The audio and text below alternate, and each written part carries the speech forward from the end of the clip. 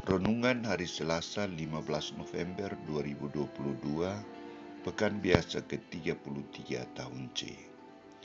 Anak manusia datang untuk mencari dan menemukan yang hilang.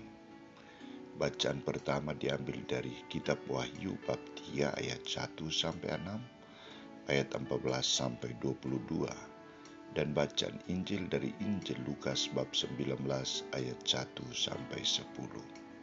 Saudara-saudariku terkasih, keberpihakan Yesus kepada manusia yang berdosa, sakit dan menderita sangat luar biasa.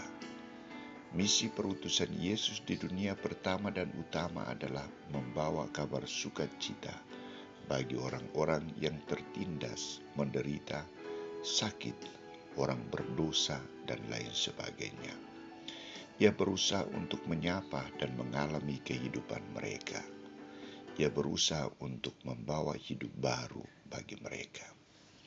Santo Lukas menampilkan perjumpaan Yesus dengan Zakeus. Dialog batin antara Yesus dengan Zakeus mulai tercipta ketika Yesus memasuki kota Yeriko. Zakeus seorang kepala pemungut cukai dan seorang yang kaya raya, namun orangnya pendek, berusaha untuk melihat Yesus. Zakeus tidak hanya ikut ramai, tetapi ia mau melihat Yesus secara sungguh-sungguh. Maka usaha Zakeus adalah menanggalkan segala jabatannya dan menjadikan dirinya seperti seorang anak kecil, memanjat pohon dan melihat Yesus. Perjuangan Zakeus sangat dihargai oleh Yesus. Ketika Yesus tiba di pohon di mana Zakeus berada, ia melihat Zakeus dan berhenti serta menyapa Zakeus. Zakeus, segeralah turun, hari ini aku ingin menumpang di rumahmu. Yesus memerintahkan Zakeus agar turun dari pohon itu, turun dari jabatannya, tinggalkan tempat itu, tinggalkan segala kekayaan, dan membuka rumah, membuka pintu hatinya untuk menjadi tempat singgahan Yesus, tempat tumpangan Yesus. Zakeus dituntut sikap pertobatan total. Maka ia turun dari pohon itu dan membawa Yesus ke rumahnya. Tujuan Zakeus akhirnya tercapai.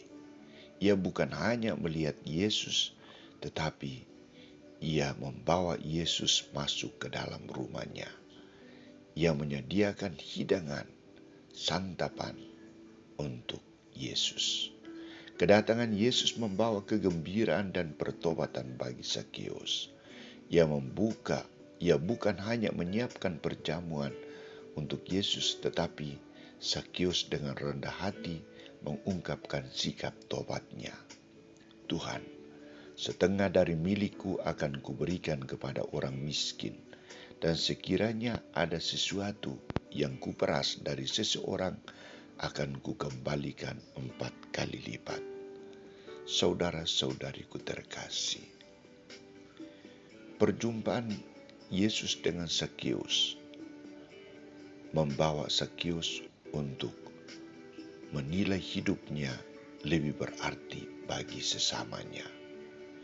Maka ungkapan janji dan kesiapan Zakeus untuk memberikan separuh dari hartanya bagi orang-orang miskin, serta mengembalikan 4 kali lipat kepada semua orang yang telah diperasnya secara tidak adil, menjadikan Zakeus tidak lagi terikat dengan urusan harta dunia, tetapi belas kasihan yang mau diutamakan oleh Zakeus.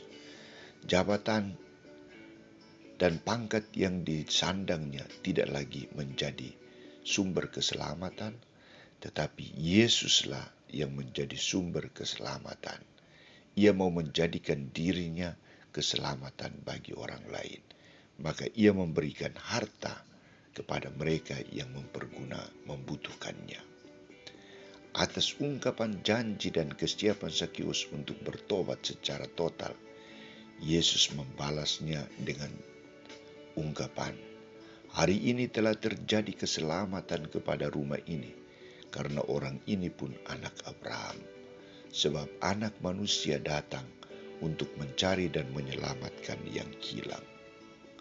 Saudara-saudariku terkasih, perjumpaan antara Yesus dan Zakius terjadi karena pertobatan radikal dan usaha dari Zakius sendiri.